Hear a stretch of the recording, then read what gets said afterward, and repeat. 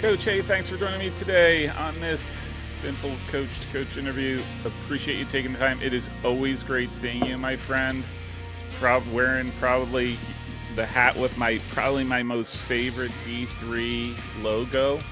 Although I am liking your Nike sweat top, but we won't go there.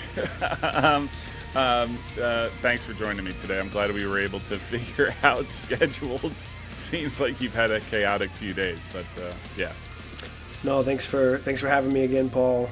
It's been a little bit of time since we've had a conversation, but it's good to kind of jump back on. And I'll have to tell my marketing and branding team at Luther College that they've done a good job with our logo. It's actually something that people share a lot about, right? Just the uniqueness of it. It's a little bit different, So especially in college athletics where that's not, it's not always the case where you have lots of tigers and you have lots of pirates, birds, and some couple cardinals there. Nothing against cardinals or pirates or any of those, but I'll tell our marketing team that they've done a good job. I mean, not to be a total show how much of a history geek I am, but I will even say I appreciate the fact that the logo. The horns are not necessarily representative of real Viking Norse. It's not necessarily accurate, but the helmet part, so not the horns, the other part, is very historically accurate. They all were sort of that way with the nose plate. So anyhow, that's actually good. That's good historical knowledge because actually we. At Luther are very aware that that's not historically accurate. And we've got the largest Norwegian American museum in Decorah, and that is very consistently pointed out to those visiting the museum. Are you serious? So are you just pulling my leg? No, 100, totally accurate information. And again, it's something that especially those with strong Norwegian heritage like to make sure to educate that we are very aware that the horns are not accurate, but a good logo. But still, that doesn't take away from the logo. And like I said, the actual helmet part is the actual accurate representation. So I'm glad that there are others who see it my way. Anyhow, all right, Coach. So let's just jump right into it. You tell me, and I know some of the emails went back that you sort of, I think I kind of know what the answer is going to be, but you tell me how your season went. Challenging, difficult, tough. Lots of words, I think, to describe it, to be fair, Paul. Mm-hmm. We've been a team, really over the last decade that has been pretty successful, at least in terms of like some conference, championships and making it into the national tournament, 2018, 2019, finishing top 10 in the country. So, I think just like our expectations and standards for kind of what that looks like. In terms of kind of like that finish result, product, outcomes has been super high. And we weren't able to kind of achieve that, in 2023 for a variety of reasons. We graduated off, obviously, a really significant group. A player that you really liked, Marcos Villa, was top 10 in our scoring and just a terrific player. But some surrounding pieces, that allowed us to be pretty threatening in the attack. And so, I think we knew going into the year that we had some key players to replace. And we've been able to do that over the years, Paul. Like, I'm always amazed when you look at some of the teams that are kind of like always there, right? Like, I think people think that that's by accident. It's not by accident, right? That those teams are consistently there. And again, we've been kind of, maybe not at the Final Four level, and that's something that we still are striving for. But consistently, doing some pretty good things. And so for us to maybe be on the flip side of it, this past season was again not a place that we're used to, but also. For me, I actually met with our guys, as we enter into the spring semester, and just kind of talking about that and talking about kind of some of the areas that we've got to improve on. a little bit, we ended up being so outcome oriented as a program that we kind of lost our way. Even myself, right? When you start to win and you the trophies and making it into the national tournament, you start to get, I don't know, maybe to lose focus of kind of what is our values, what are our principles, and it's easy, right? That's so easy to do. Even as a coach and, involved in college athletics for 20 years, you can get distracted by that. I think I probably was, and as the leader, that kind of makes it difficult for the players. But we lost some games kind of early on or didn't have good results, and instead of us kind of maybe going back to our values and principles, we kind of lost our way a little bit, and maybe weren't able to really kind of put together what we were kind of maybe capable of, which is a difficult thing to kind of stomach a little bit. Yeah. All right. Was there a point during the season where you're like, this is just not where we need to be? Was there a point where you're just kind of like, holy smokes, what's going on? Right? Like, I think the same thing happens on the winning side, right? Like, if you're winning, you're like, man, we're good. Like, there's a moment where you're like, we're really good. And just conversely, if it's a challenge, like you realize, oh my gosh, this is harder than I thought it was going to be. Was there a point? Yeah, I think there's lots of layers to that. I think winning college soccer games is harder than it's ever been, and I think that's from a growing of the game in our country. But I think growing in terms of the quality of Division III soccer players in particular. I think coaches are really good, right? Like coaches know how to get results. And so I think there's just some differences in kind of how difficult that is.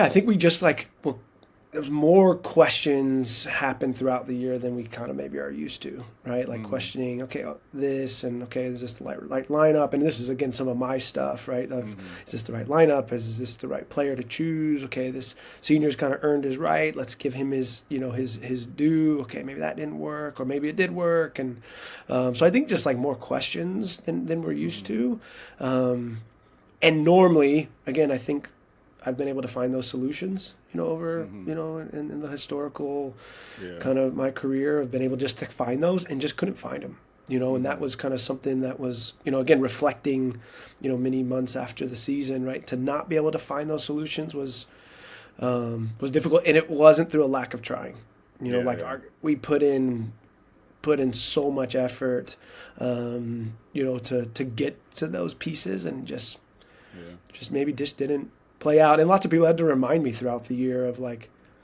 sometimes, sports, sometimes this is kind of what happens. And again, I've been really fortunate in my whole athletic career to be pretty successful, at least in terms of like the outcomes and the results. And so, I think we'll look at this year, and I'll look at, even myself of like, and that's maybe some of what I'd love to kind of share is just like how much learning I've learned about myself in this kind of time, in this difficult time period of a season, and met with actually one of our kids was heading abroad, for the spring semester in his senior year, and had breakfast with him like the day before he was leaving, and actually was not going to be able to walk for graduation because like his abroad program was, going into June or whatever. And just like how him and I were able just to like reflect on all the good things. And I don't even know if we'll even recognize all of the things that we'll learn about ourselves kind of in the moment. But I think looking back, I've gained a lot probably in my most difficult seasons versus the seasons where, again, we've made the national tournament or gone to the national quarterfinals. So I think those are, and that's almost even why I messaged you, because I would more likely want to talk to you about my championships and making it to the national tournament and some of those kind of pieces, because that story is the story that we all like to tell, and it sounds really great, and it's great for recruiting, and but I think also it's those moments that have been difficult and challenging that actually have kind of shaped, kind of shaped my philosophy, shaped my, my ability to kind of, return, and actually our young, our returning players, like, I think that difficulty to get back up and manage, the difficult season that we had is actually going to be more impressive to see what we can kind of do in 2024. Look, you can't appreciate the peaks until you've experienced the valleys, right? Like, I think that's, and I think from a learning perspective, I always say, right, iron sharpens iron. Like you're only gonna improve if you play the good teams, and in that comes that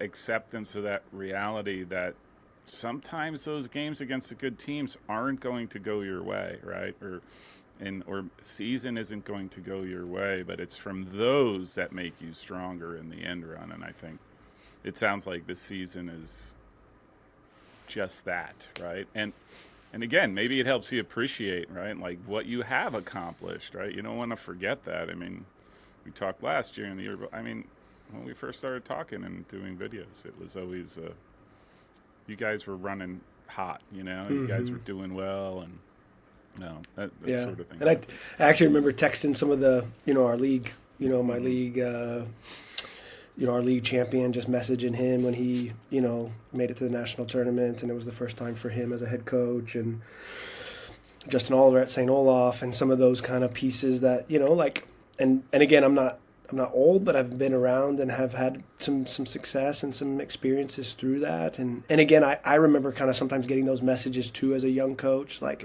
make sure you enjoy it, like, and all those pieces. And you're just like, no, I'm trying to, like, figure out how to win the next game.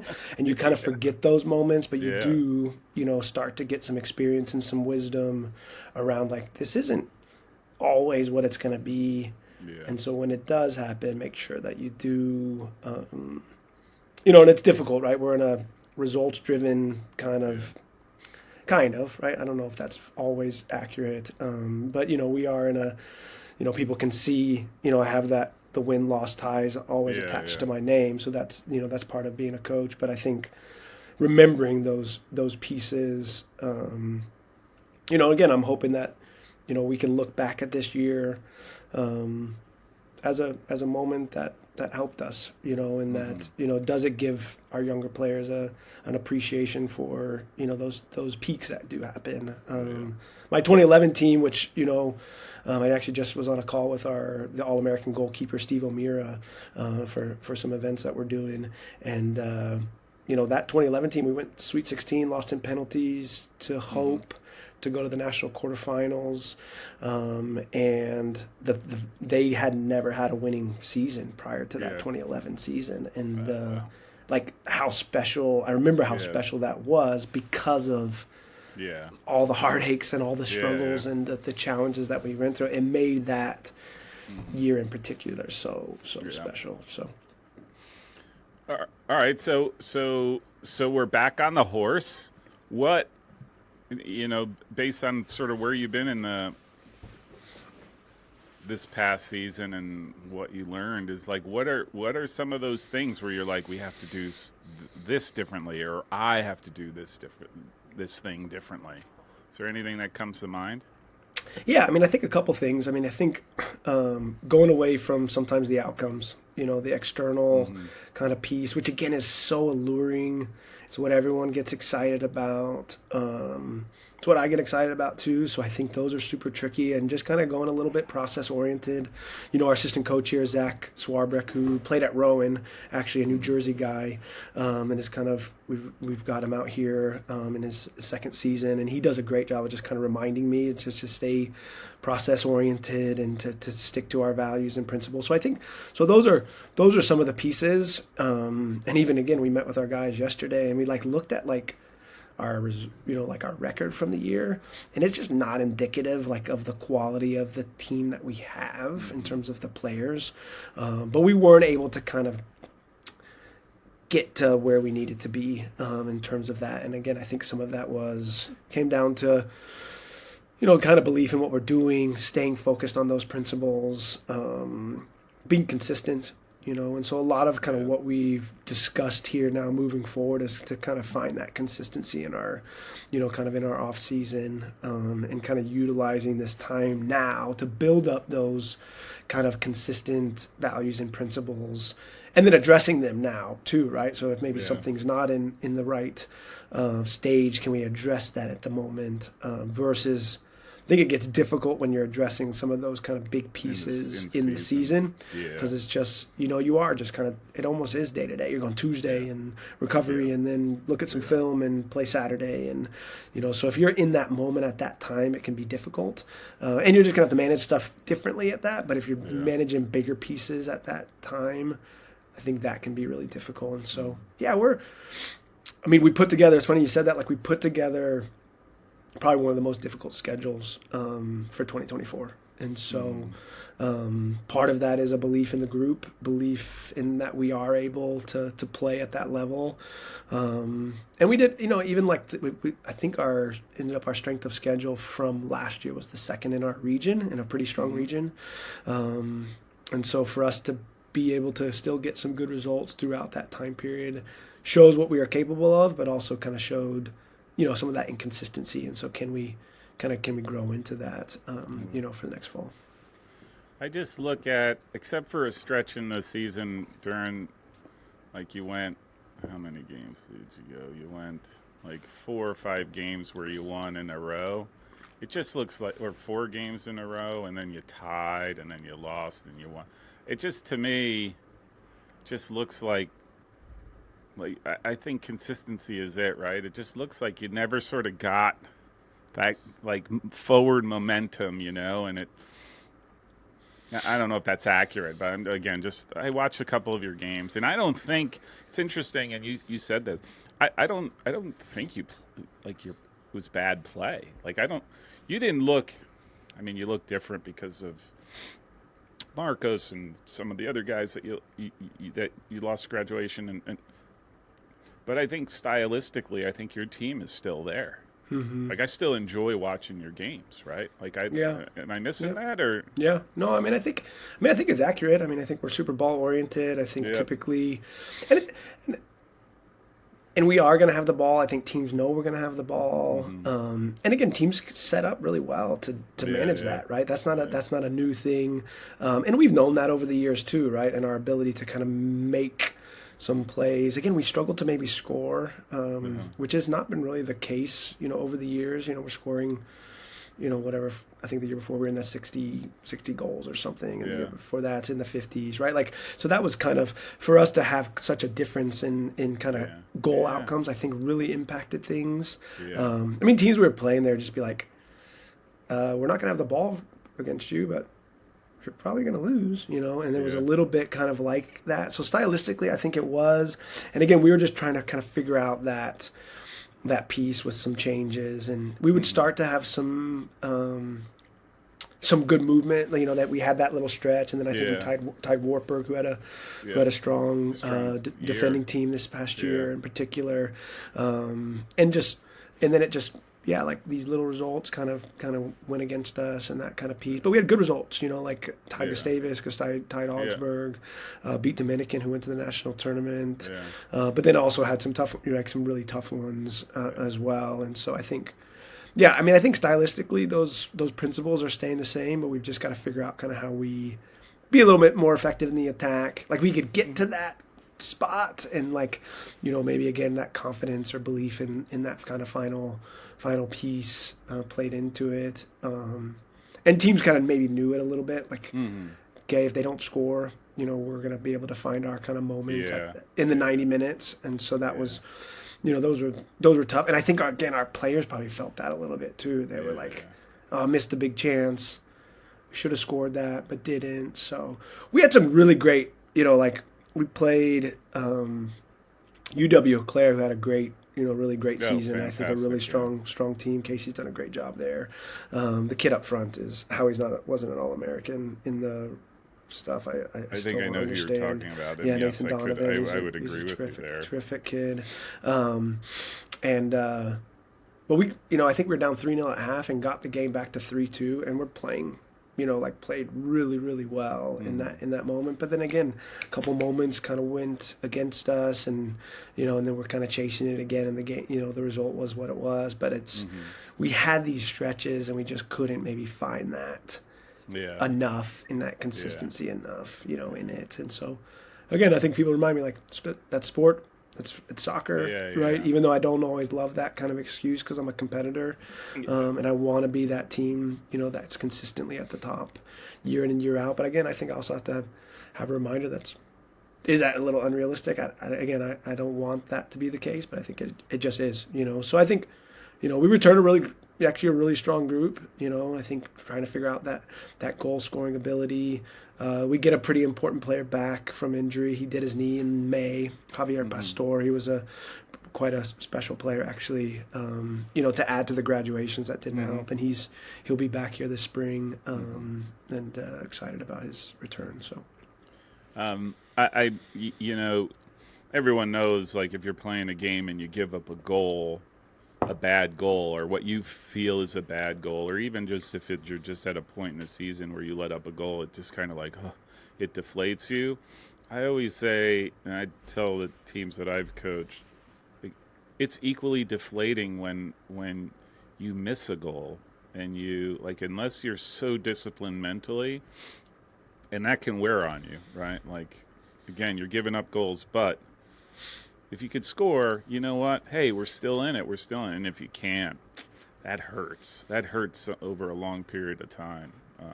But yeah, and that's probably one of our, biggest pieces that we're, that mental component, right? Because and if we can get that right, and it's something that we're gonna, our coaching staff has addressed and is going to continue to address with our guys, and again also address it with ourselves. We were talking to them yesterday. We're talking to ourselves too, guys. Just so you know, we're have this, kind of these ideas that we're bringing to you all, but it's all of us, right? It's our team together, and really your team, and again, I had to reflect on my own year too of like, maybe did I not get it all right as well, but and I think trying to control that mindset, and again, that's actually been one of our strengths over the years, to be fair, right? To be consistently towards the top.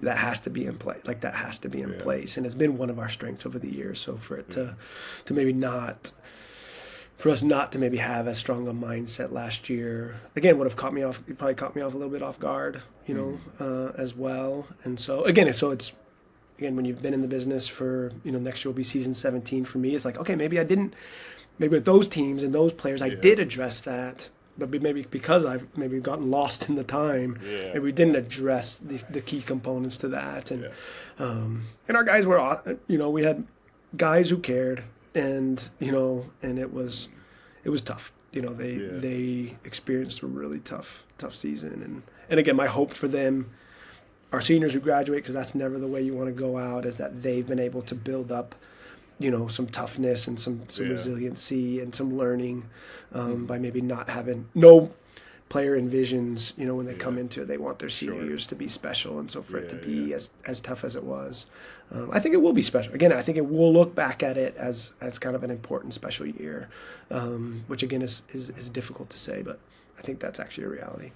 So what are you, knowing all this, what plans do you have in the spring? Like, what is your, is it get back to basics? Hey, let's just play. Let's shed the shackles of the past, and both the good and the bad, right? And just sort of, let's just get back to the roots of Luther soccer, or you have something special planned?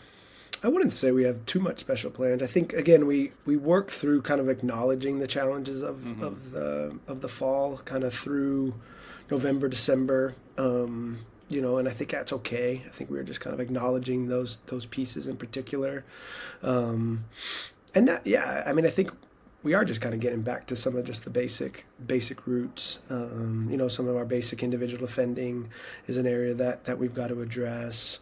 We are a strong technical team, and so continuing to kind of strengthen those components. So the new kind of, the amount of days that we're allowed, we're kind of utilizing that as some touch points, here in February and March, whereas, here in the Midwest, sometimes you're, waiting a little bit longer because of the weather. But, we're gonna see them kind of once a week here starting next week, and just kind of having some touch points and getting the ball at their feet and kind of good foundational reminders. So I'm looking forward to that as the head coach, to just kind of have a little bit more time, and then we're gonna not individual, but kind of a little bit more individual in nature with the group, and then, kind of post spring break, we'll kind of go a little bit more kind of bigger tactics, bigger planning, for the fall. So no, not really. I think making sure my energy is right, for the group. I think showing, that I've moved on and acknowledged the challenging, but embracing the future and the hope. And I think normally the team takes on kind of my personality. That's kind of a normal piece. And I think if they can see, my energy and my confidence and my belief in the group, and I'm hoping that can kind of be infectious and grow. And we have a good returning group. A good senior. The group that'll be seniors next year have played big minutes for us. And so that obviously can help as well.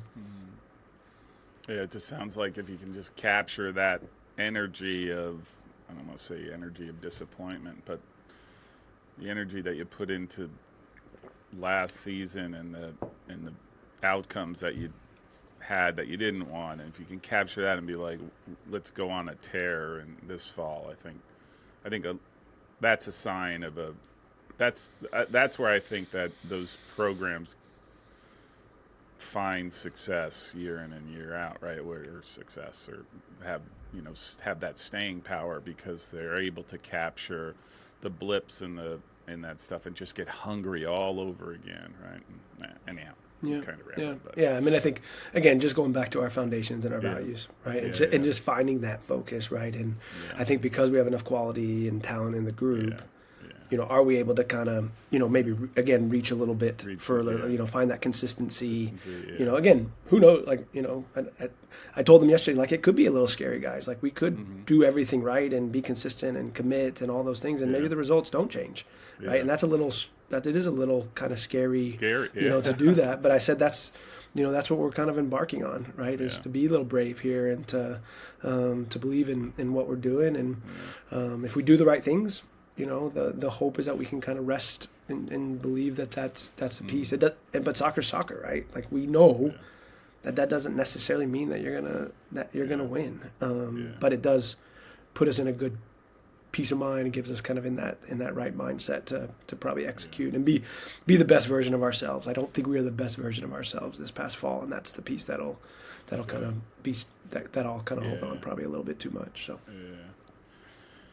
So what's your recruiting look like? What's your class? I know, just because I'm dealing with it, the whole FAFSA nonsense, just not being timely and all that. Like, it is nonsense. But, knowing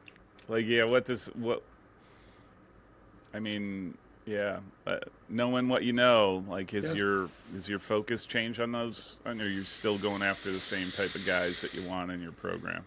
Same type of guys. Right, trying to find those, good students, good soccer players, good people, right, and trying to kind of work through that process. We're actually further along than we normally are, which isn't.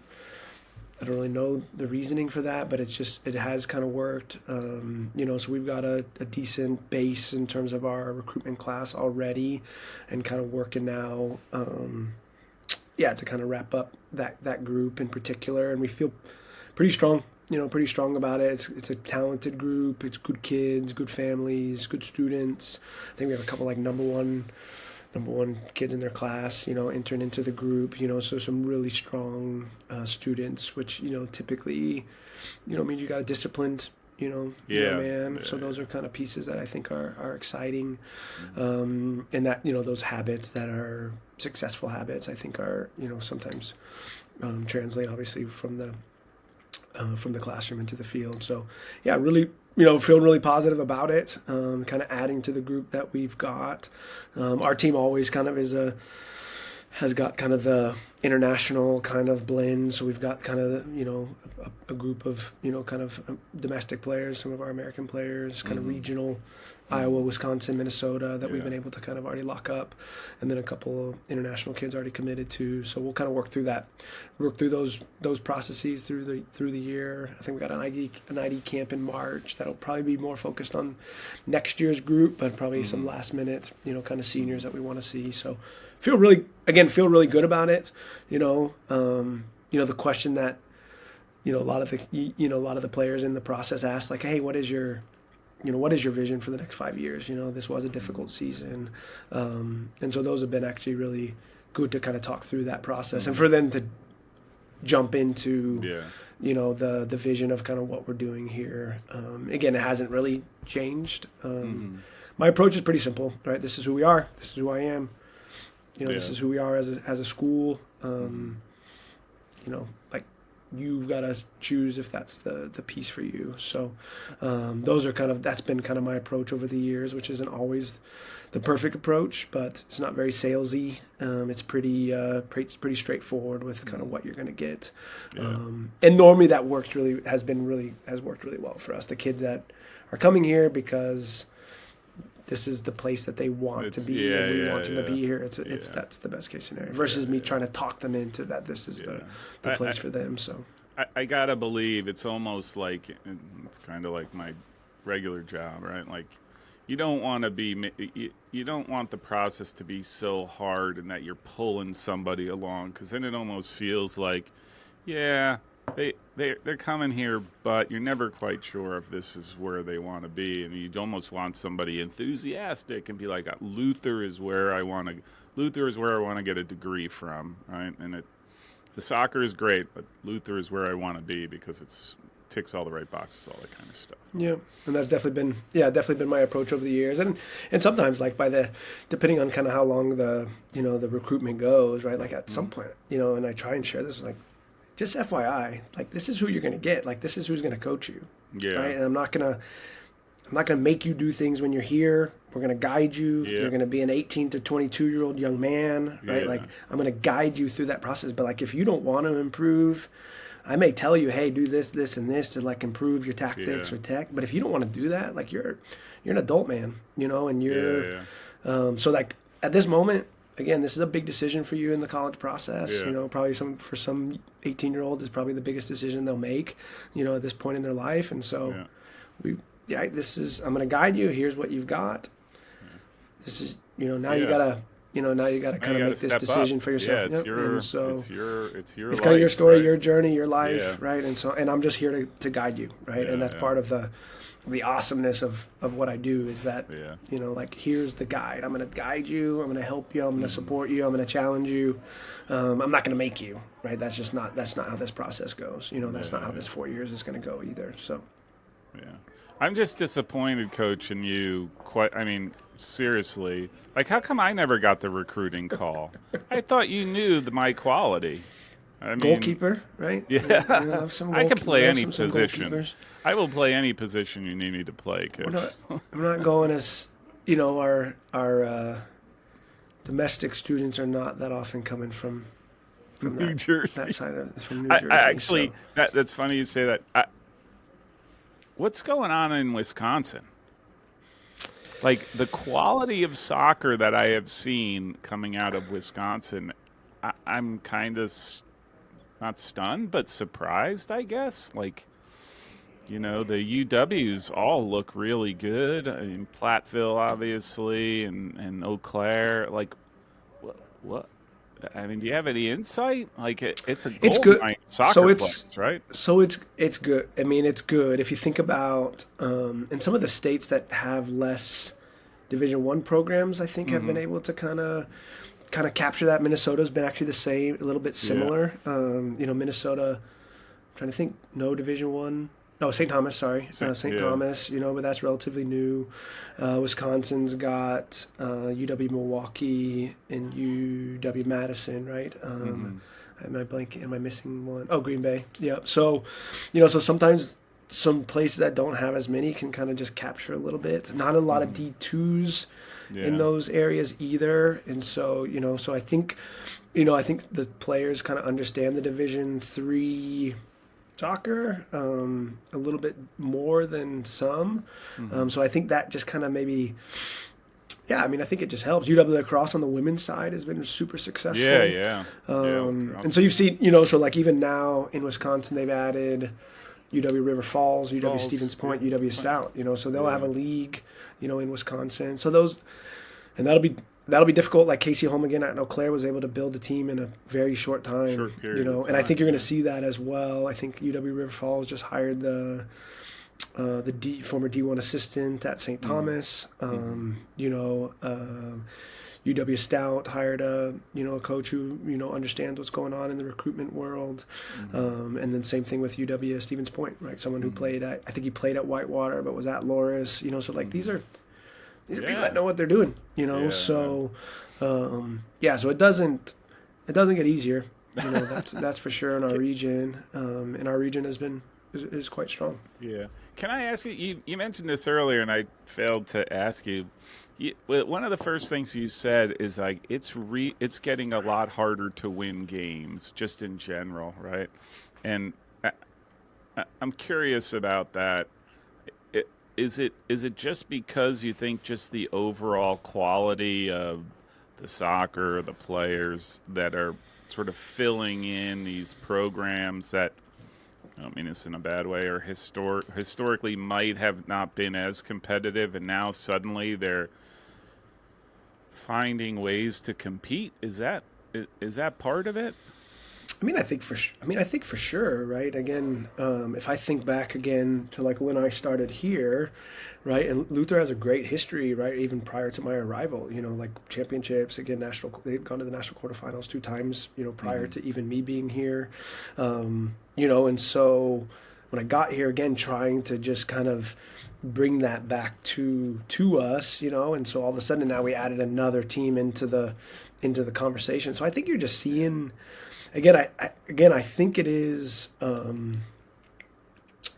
think college soccer is improving, just in general. I think the game is improving, but I think sometimes we don't think about this, but I think the coaches are improving, right? Totally. Like some of these young guys that I'm seeing out there, the work that they're doing to recruit. And have that energy around things. And again, they're not coming from, they're coming from good programs too. So like they've learned how to win. They've maybe been under someone who knows what they're doing. Even for me, right? Like some of my former guys kind of moving on into the realm. My hope is that they now are going into these programs to take what they've implemented or learned from me to create a good culture and a good program. So I think that is just, what you're seeing. Like, I think it's just what you're seeing, and I think it's going to continue that. Like in our league, there were a couple teams, that maybe haven't done as well, and next thing you know, like that game is tight. Maybe statistically it's not tight. Like it looks like, man, that should have been, 5-0 based on statistics, but like it's hard to score goals. It's hard to deal with stuff, and teams are smart, and tactics, there are tactics that kind of keep you in games, so you're not seeing a lot of blowouts maybe as much as maybe you did, 10, 15 years ago.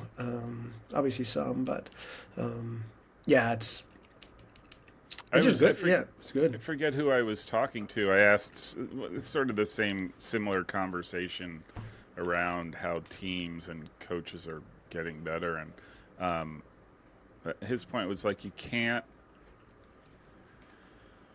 no matter what your schedule looks like, you can't go into a game thinking this should be an easy game. Historically, we would normally do X, because it doesn't happen that way anymore, that it's gotten so tight, and that, like I said, teams have learned to compete. And to your point about coaches, I have to say, the amount of guys I talk to who I just the interview's done with, and I just can't think, man, you're such an impressive coach, at least by what you're saying and sort of your thinking and how you're building a program. I just sit there and be like, man, where were you 30 years ago, right? Or 35 years ago. Like it was hard to find soccer people with the experience to build a program, right? And now it just seems like no matter who I talk to, whatever level, it's like, man, you can do things, right? You at schools that traditionally you wouldn't be able, like in the past, it just wouldn't. That wasn't the case. So. Yeah, you're interviewing such a wide array of schools and programs, right? And I think the word is impressive, right? These are just impressive people, impressive backgrounds, impressive coaching history, impressive communicators, right? And so you can see why, again, maybe a kid that wouldn't have looked at a place like that maybe before is all of a sudden being like, man, I want to go play at a school like this with a coach who knows what he's doing, with a good ambition and vision, and so it is changed the dynamic. I think in a good way, right? And, Oh, absolutely. I think it's a good thing. It's really good for D3 soccer, and again, there's no games, that I am making that comment, like it's just not, it doesn't exist anymore. And I think that's for me, again, I think it's a good thing. It's a stressful thing, but I do think it kind of, makes sure that you're, holding yourself accountable and your players accountable and making sure that you're there, on a regular basis. And it is setting some things apart from some teams who can just deliver, on a consistent basis. So I would say I could tell it's stressful. I mean, it looks like you aged, like 30 years since the last time we talked. You almost look like me now. Next thing you know, you're going to get the gray hairs on the side, Got some. I think got my lighting right, so you can't see them. But you got to thank your dad for that, right? No, your YouTube studio is looking much better. I think he's had a bit of an effect. So, all right, Coach, I'll let you get on with your day. Again, I really do appreciate it. I'm a huge fan of yours and your program. Love watching you guys, and love when you're on the channel. It's always a great conversation. So thank you very much, and let's stay in touch. We'll definitely. And I'm ready whenever you need me. I mean, I'm available. I'm commonapp.org, So. Coming out. Yeah. So, all right. No, thanks again, Paul. Thanks for all the work that you do for D3 Soccer, and I know I'll keep promoting your channel and your website, because it is actually really great. I think it's something that's much needed in D3 Soccer. So thanks again, Paul, for all Thank you. Yep. Yeah, I'm like I said, I expect my subscribers to jump by. How many students are at Luther? I think your job now is to get every single one of your students to subscribe. I think you're assuming that they'll have any interest in hearing me talk, so that's, that would be I know that feeling too. So, thanks again, all right, Paul. Coach. Yeah, Take thanks. care.